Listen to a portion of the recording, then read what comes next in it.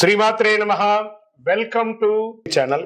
సద్గురు జ్యోతిషాలయం వారి ఈ నెల మార్చి నెల 2024కు సంబంధించినటువంటి ద్వాదశ రాశి ఫలితాలని మనం తెలుసుకోబోతున్నాం. అందులో ఈ నెల చాలా ముఖ్యమైనటువంటి ఒక అద్భుతమైనటువంటి నెల. మన తెలుగు ఉగాది యుగానికి ఆది అయినటువంటి రోజు కూడా ఈ నెలనే రాబోతుంది. కాబట్టి ముందు మనం పూర్తి ఈ మార్చ్ వివరాలన్నీ తెలుసుకున్న తర్వాత ఉగాది ప్రత్యేక సంవత్సరికమైనటువంటి ఉగాది టు ఉగాది వరకు ఉన్నటువంటి రాశి ఫలితాలని త్వరలోనే మనం ఒక వారం 10 రోజుల్లోనే ఉగాది కంప్లీట్ ఒక సంవత్సర పంచాంగ శ్రవణం మరియు ఉగాది రాశి ఫలితాలు కూడా చెప్పడం జరుగుతుంది. జ్యోతిష్ శాస్త్రరీత్యా ద్వాదశ రాశుల్లో 11వ రాశి అయినటువంటి కుంభరాశి మిత్రులారా, మీరు ధనిష్ట నక్షత్రం 3-4 పాదాలు, శతభిష నక్షత్రం 1-2-3-4 పాదములు, పూర్వభద్ర నక్షత్రం 1-2-3 పాదాలకు జన్మించిన మీరు కుంభరాశి వారిగా పరిగణించబడుతున్నారు. మీకు ఈ నెల శుభాశుభ ఫలితాలు ఎలా ఉన్నాయంటే, శని 7.5 శని 7.5 అంటారు సరా, ఏళ్ళనాడు శని నడుస్తుంది. శని సంచారం ఏళ్ళనాడు శని నడుస్తుంది కాబట్టి కుంభరాశుల వారికి నెల విదేశాలకి వెళ్లే బలమైన అవకాశం కూడా ఉన్నాయి. సుదీర్ఘ ప్రయాణాలకి మంచి అనుకూలం, ప్రయోజనాలు పొందండి. విద్యార్థులకి చాలా అనుకూలంగా ఉంటుంది. ఆర్థిక పరిస్థితి ఈ నెల ప్రారంభంలో శుక్రుడు మరియు కుజుడు 12వ స్థానంలో కలిసి ఉన్నారు. తద్వారా ఖర్చులు ఎక్కువ ఉన్నా కానీ దగ్గర రాబడి కూడా ఉంటుంది. మీరు మీ ఆనందాన్ని అనుగుణంగా విలాసవంతమైనటువంటి ఖర్చులు విపరీతంగా చేస్తారు. 2 చేతులతో డబ్బును వృధా చేసే అవకాశాలు కూడా కనబడుతున్నాయి. జాగ్రత్త. ఆరోగ్యపరంగా బలహీనత ఉంటుంది. 12వ ఇంట్లో కుజుడు శుక్రుడు మరియు 2వ ఇంట్లో రాహు ఉండడం వల్ల ఆరోగ్య బలహీనతలు ఎక్కువ ఉంటుంది. సూర్యుడు బుధుడు తదనుగుణంగా స్థానంలో ఉన్నారు కాబట్టి దీని కారణంగా వివిధ రకాల మల్టిపుల్ హెల్త్ ఇష్యూస్ వచ్చే అవకాశాలు ఉన్నాయి. జాగ్రత్త. అన్నదమ్ముల మధ్య, అక్కచెల్లెల మధ్య, భార్యాభర్తల మధ్య ఘర్షణ వాతావరణం ఏర్పడుతుంది. ఆర్థికపరమైనటువంటి విషయాల్లో ఆచితూచి చేసుకోండి, లేదా అది చాలా వైపరీత్యానికి వెళ్ళే అవకాశం ఉన్నాయి. సోదరుల మధ్య భేదాభిప్రాయాలు వచ్చి విడిపోయే అవకాశాలు కూడా ఉన్నాయి. బెదిరించడమో లేకపోతే ఇంకొకటో కాదు, ఉన్న గ్రహం విషయం చెప్పాను, కాస్త మాట్లాడి కూర్చొని కూడా చేసుకోవచ్చు కదా. ఇది వచ్చి 40% వర్తిస్తుంది. మీ వ్యక్తిగత జీవితానికి ఇది సంపూర్ణంగా వర్తిస్తుంది. శని కుజ శుక్రుడితో కలిసి ఉన్నందువల్ల ఆస్తికి సంబంధించి వివాదాలు తలెత్తి అవకాశం వచ్చి 6వ తేదీ నుండి 26వ తేదీ వరకు ప్రేమకు సంబంధించిన విషయంలో, సంతానానికి సంబంధించిన విషయంలో, భార్యాభర్తలకు సంబంధించిన విషయంలో కాస్త ఆచితూచి వ్యవహరించండి. షేర్ మార్కెట్ సంబంధించిన విషయంలో జాగ్రత్తగా ఉండండి. స్నేహిత విషయంలో మీకు వ్యక్తిగత జీవితాన్ని ఇంపార్టెంట్ ఇవ్వకండి. ఉద్యోగ విషయంలో మిశ్రమ ఫలితంగా ఉంది. రుణాలు లభిస్తాయి, దానికి తగ్గట్టుగా వ్యాపారం కూడా ఉంటుంది. శని గురువుల యొక్క ప్రసన్నం ఖచ్చితంగా చేసుకోవాలి. మీ వ్యక్తిగత జాతకం తెలుసుకోండి. పరిహారం శని గ్రహాలకి ఖచ్చితంగా పరిహారం చేసుకోవాల్సినటువంటి సమయం అయితే ఆసనమైంది. మీకు శనివారం కలిసి వస్తుంది. లక్కీ నంబర్ 7, అదృష్ట రంగు బ్లూ అండ్ బ్లాక్ కలర్ చేయండి. తూర్పు దిశ ప్రయాణాలు చేయండి. చంద్రాష్టమం బాగా గుర్తుపెట్టుకోండి. ఉగాది రోజే మీకు చంద్రాష్టమం ఉంటుంది కాబట్టి చాలా జాగ్రత్తగా ఉండాలి. మార్చి 24/3/2024 2:20 మధ్యాహ్నం నుండి 27/3/2024 2:56 ఉదయం వరకు చంద్రాష్టమం ఉంది. ఈ నెల కుంభరాశి వారు అతి జాగ్రత్తగా ఉండవలసినటువంటి నెల. దైవ ప్రార్థన చేయండి. శని భగవాన్ని ప్రార్థన చేయండి. దేహిమే బుద్ధి వైశిష్ట్యం, దేహిమే నిత్య యవ్వనం, దేహిమే పరమానందం, దేవదేవ జగత్పతి అని చెప్పి స్వామివారిని ప్రార్థన చేయండి. మీ వయస్సు ఎంత ఉందో అన్ని దీపాలు, నువ్వులు ఉన్న దీపం వెలిగించండి. అవకాశం ఉంటే ప్రతి నిత్యం నవగ్రహాలకి ప్రదక్షిణం చేయండి. ఇంకను సకల దోషాలు తొలగి ఆనందంగా ఉండడానికి నవమూలిక సిద్ధ ధూపంతో ధూపం వేయండి. మళ్ళీ కుంభరాశి మిత్రులారా, నాలిక కంట్రోల్గా ఉంచుకోండి. మళ్ళీ చెప్తున్నాను, జాగ్రత్త సుమి, జాగ్రత్త జాగ్రత్త. జ్యోతిష్ శాస్త్రం అనేది ఒక పడుతున్న వర్షానికి ఒక గొడుగే మాత్రం. జ్యోతిష్ శాస్త్రం జీవితం కాదు. బాగా గుర్తుపెట్టుకోవాలి. మీ యొక్క జాతకం మీరు తెలుసుకోవాలనుకున్నటువంటి వాళ్ళు ఇక్కడ మనం చెప్పబడేదంతా కూడా గోచార గ్రహస్థితులు అన్నింటినీ దృష్టిలో పెట్టుకొని చెప్తాం. ఒకరిని ఎక్కువ ఒకరు తక్కువ అని కదా, అన్ని వర్గాల వాళ్ళని. ఇది ఒక మ్యాథమెటిక్స్ అండి. చక్కగా దీన్ని గణించి ఏ గ్రహాలు ఈ నెల, ఏ గ్రహాలు ఏ పాదాలు ఎక్కడెక్కడ వారి ప్రయాణం ఉంది, ఆ గ్రహాల యొక్క ప్రయాణం వల్ల ఆ రాసులకి ఎలా జరుగుతుందని నిర్ణయించే ఒక ఇది. ఏదో గాలికి చెప్పి అలా కెమెరాల ముందర వచ్చి చెప్పే కాదు ఈ పద్ధతి. చంద్రమౌళి వెంకటేష్ శర్మ ఒక ప్రిడిక్షన్ ఇస్తున్నారంటే దాంట్లో ఏదైనా ఒక ప్రమాణం ఉండాలి. చాలా పెద్ద పెద్ద వాళ్ళతో డిస్కస్ చేస్తాం. ఈ నెల ఎలా ఉంటుంది, మహామహా పండితులతో డిస్కస్ చేసి దీన్ని తీసుకొచ్చి పెట్టడం జరుగుతుందండి. ఇది మీ యొక్క వ్యక్తిగత జీవితానికి ఒక 40% మాత్రమే వర్తిస్తుంది ఈ యూనివర్సల్ ప్రిడిక్షన్. కానీ మీ పూర్తి జాతకం మీరు తెలుసుకోవాలి అని అనుకుంటే మీ యొక్క date of birth, time of birth, place of birth అవన్నీ కూడా మీ పరిసర ప్రాంతాల్లో ఉన్నటువంటి జ్యోతిష్ శాస్త్ర నిపుణులు, సద్గురువులని సంప్రదించి వారిని గౌరవించి మీ యొక్క రాశి ఫలితాలను తెలుసుకోండి. మీ లగ్నం ద్వారా, మీ యొక్క పుట్టిన టైం ద్వారా సంపూర్ణ జాతకం అనేది వస్తుంది. గురుగారు నేను మీ దగ్గర తెలుసుకోవాలనుకుంటున్నామంటున్నారా?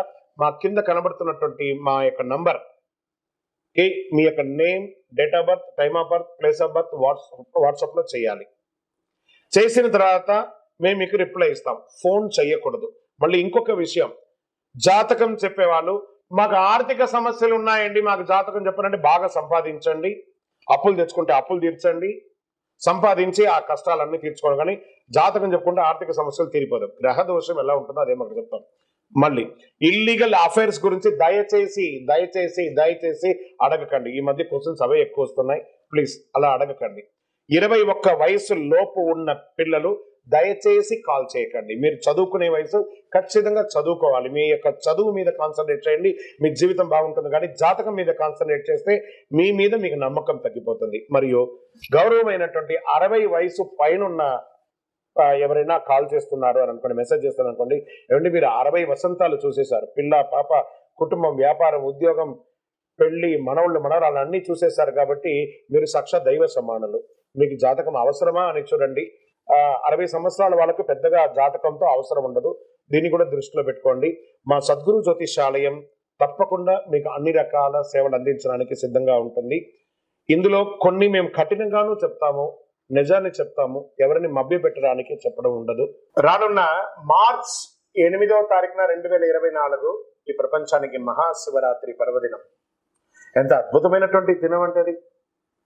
అసలు మహాశివరాత్రి అంటే ఏంటి, ఆ రోజు పాటించవలసినటువంటి ముఖ్యమైనటువంటి అంశాలు ఏంటి, దాని గురించి మనం ఇప్పుడు తెలుసుకుందాం. అసలు శివరాత్రి ఎలా చేస్తారు, ఎలా వచ్చింది, ఆ రోజు ఎందుకు చేస్తున్నాం అని కూడా.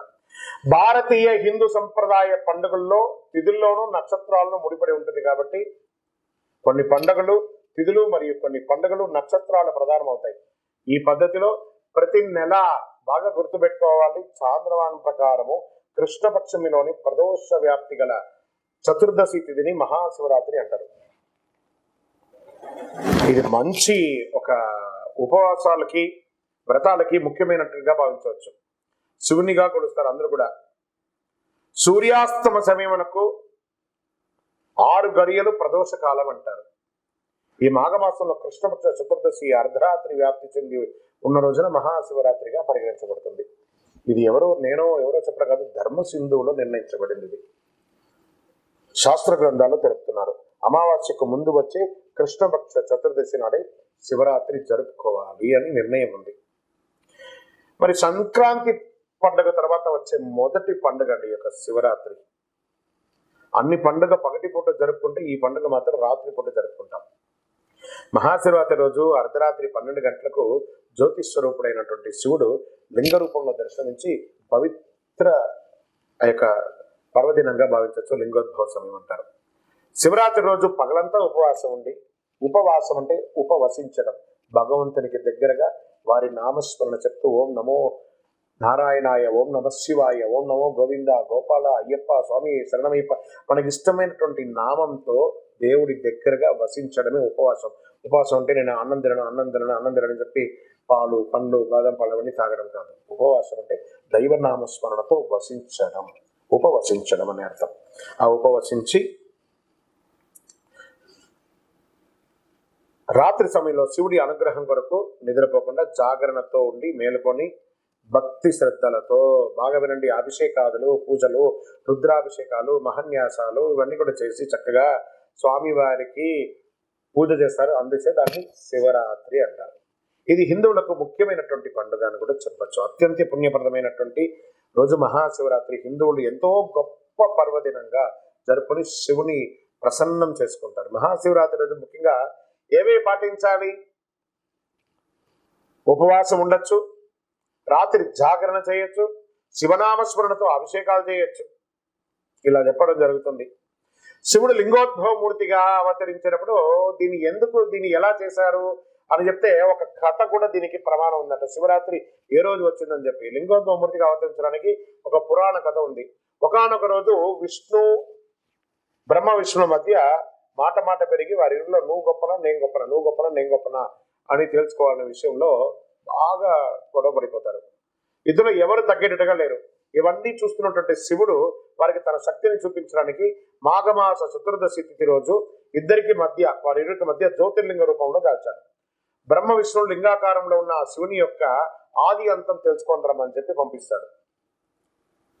విష్ణువు వరాహ రూపం ధరించి లింగాకారంలో ఉన్నటువంటి శివలింగం అడుగు భాగానికి వెళ్తూ, మరోవైపు బ్రహ్మ తన హంస భాగానికి పైకి వెళ్తూ ఉన్నారన్నమాట. వీరిద్దరూ ఎంత ప్రయత్నించినా లింగం యొక్క అడుగు భాగం కనబడట్లేదు, లింగం యొక్క పై భాగం కనబడట్లేదు.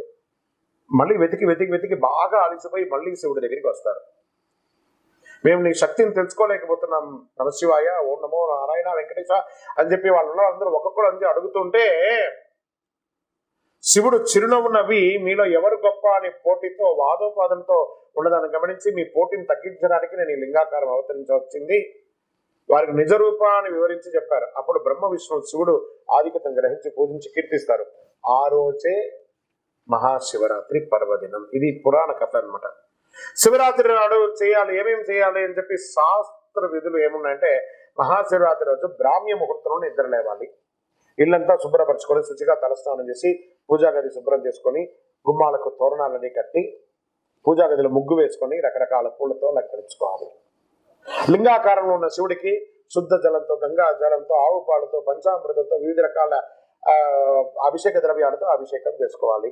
బిల్వ దళాలు, బిల్వ పత్రాలు, తుమ్మిగ పూలు, గోగు పూలు, తెల్లని పచ్చని పూలు, శివనామాలతో, శివ సహస్రనామాలతో, లింగాస్త్రంతో అన్నిటితోనూ స్వామివారిని చేసుకోవచ్చు. ఉదయం 9 గంటల లోపు అభిషేకాలు చేస్తే పూజకు ఉత్తమ ఫలితమైన వస్తుంది. పంచాక్షరి మంత్రం, ఓం నమశివాయ పంచాక్షరి మంత్రం చెప్తుండొచ్చు. ఇంకేమేమి పెట్టచ్చు అంటే తాంబూలం, చిలకడ దుంప, అరటి పండు, జామ పండు, ఖర్జూర పండు ఇవన్నీ సమర్పించుకోవచ్చు. నిష్ఠతో శివాస్తోత్రం పంచాక్షరి మంత్రాన్ని పఠించాలి. ప్రాతకాలం నుండి పూజలు చేసుకుంటూ దైవనామస్మరణతో ఉండండి. మననం చేసిన వారికి కాపాడేది మంత్రం అంటారు కాబట్టి పరమేశ్వరుని మనసులో నిరంతరం ధ్యానం చేసుకుంటూ ఆ స్వామివారితో మమేకమై కనెక్ట్ అవ్వడం, ఆ శివుని యొక్క రూపంలో కనెక్ట్ అవ్వడం. శివరాత్రి రోజు అర్ధరాత్రి 12 గంటలకు లింగోద్భవ సమయంలో గనక శివుని అభిషేకించి ఆరాధిస్తే చాలా అద్భుతమైనటువంటి ఫలితాన్ని పొందుతారు. శివుడు అభిషేక ప్రియుడు. స్వామికి భక్తితో నీళ్లు ఓం నమ శివాయ అని చేయండి. బ్రహ్మమురారి లింగం ఆయన పోయండి, చక్కగా ఆనందపడతాడు. భక్తి ప్రధానం, దీనికి భక్తి మాత్రమే ప్రధానం, ద్రవ్యం కాదు ప్రధానం. చేసుకోవాలి. సాయంత్రం 6 గంటల నుండి మరుసటి రోజు ఉదయం 6 గంటల వరకు భక్తి శ్రద్ధలతో శివనామాలతో శివపురాణం మొదలుకొని పెట్టుకొని చదువుకుని విశేషం పొందుతాడు. అందుకని శివరాత్రి రోజు సినిమాలు చూసుకుంటే అర్ధరాత్రి సినిమా చూసుకొని కూడా నేను జాగ్రత్త చేస్తానంటే అది శివరాత్రి కాదు. మహాశివుడు అనేవాడు మాతృవాత్సల్యం కలివాడు కాబట్టి తల్లి బిడ్డలు ఏ విధంగా రక్షించుకుంటాడు, శివుడు తన భక్తులు కూడా అదే విధంగా రక్షించుకుంటాడు. ఎవరు భక్తితో పూజిస్తారో రక్షించుకోడు. ఈ మహాశివరాత్రికి పగలంతా ఉపవాసం ఉండి రాత్రంతా జాగరణ చేసి మరుసటి రోజు స్నానం చేసి మహానైవేద్యంగా అన్నము కూరగాయలు వండి దేవునికి సమర్పించి పేదవాళ్ళకి దానం చేయాలట. ఫస్ట్ పశుపక్షాదులకి దానం చేయాలట. ఎందుకంటే వారికి దానం చేస్తుంటే ఆ భగవంతుడే భిక్షాటన చేస్తుంటారు కదా, ఆ భిక్షాటన రూపంలో మనకి భిక్షను స్వీకరిస్తారట స్వామివారు. తదనంతరం మనం స్వామివారికి సమర్పించినటువంటి ఆ యొక్క శేషాన్ని మనం ఆరగించాలట. గోమాతకు ప్రదక్షిణం చేసి మరి పూజ చేయాలట. ఈ తంతు పూర్తి చేసిన తర్వాతనే తన ఉపవాస దీక్షను విరమించాలి అని ఎంతో పుణ్యప్రదం అన్నమాట ఈ యొక్క శివరాత్రి. భగవంతుని అనుగ్రహం వల్ల మనకు కలిగిన దానిలో మనకున్న సంపదలో ఇతరులకు పంచిపెట్టిన తర్వాత మనం స్వీకరించాలి. సాక్షాత్ పరమశివుడు తన భక్తుల బాధలను స్వీకరించడానికి భిక్షాటన చేస్తూ వారు చేసే దాన రూపంలో వారి యొక్క కష్టాన్ని, వారి యొక్క ఆ దారిద్ర్యాన్ని తీసుకొని ఐశ్వర్యాన్ని తిరిగి వారికి అనుగ్రహ రూపంలో అందిస్తున్నారట. ముఖ్యంగా మీ ప్రాంతంలో ఉన్నటువంటి శివాలయాల్లో ఏ రోజు మహాశివరాత్రి పర్వదిన వేడుకలు చేస్తారో ఆ రోజే ఆయా ప్రాంతాల్లో ఆధార ప్రకారంగా శివరాత్రి జరుపుకుంటారనేది ఉత్తమం. మీరు కూడా మీ ఇంట్లో చేసుకోండి, దేవాలయంలో చేసుకోండి, మిత్రులందరూ కలిసి చేయండి. మీరు అపార్ట్మెంట్లో ఉన్నారు, అందరూ కలిసి చేయండి, కానీ చెయ్యండి, అద్భుతంగా చేసుకోండి. ఓం నమ శివాయ, ఓం నమ శివాయ అని చెప్పి పులకించిపోండి. అఖిలాండ కోటి బ్రహ్మాండ నాయకుడు అంటే ఆ శివుడు బోళాశంకరుడు, భక్తవ శంకరుడు ఎంత అద్భుతం అంటే ఆయన్ని ప్రార్థిస్తే ఓం నమ శివాయ అని పిలుస్తాడట, సర్వాన్ని ఇచ్చేస్తాడ. ఆయన ఎంత గొప్పవాడు. నీలకంఠనా దేవా మముగానవా రావా. ఎంత అద్భుతం నీలకంఠుడు. ఆయన ప్రార్థన చేస్తే చాలట, సర్వం అనుగ్రహం ఇచ్చేస్తాడు. ఓం నమ శివాయ, ఓం నమ శివాయ, ఓం నమ శివాయ ఆయన ప్రార్థన చేయండి చాలు. చంద్రశేఖరుడు, ఆయన నటరాజుడు, కైలాసనాథుడు, బోలాశంకరుడు, ఆయన ప్రార్థన చేస్తే మన జీవితం అంతా కూడా ధన్యం. ఓం నమ శివాయ, ఓం నమ శివాయ, ఓం నమ శివాయ. మా ప్రేక్షక మిత్రులందరికీ కూడా మహాశివరాత్రి శుభాకాంక్షలు. ఓం నమ శివాయ.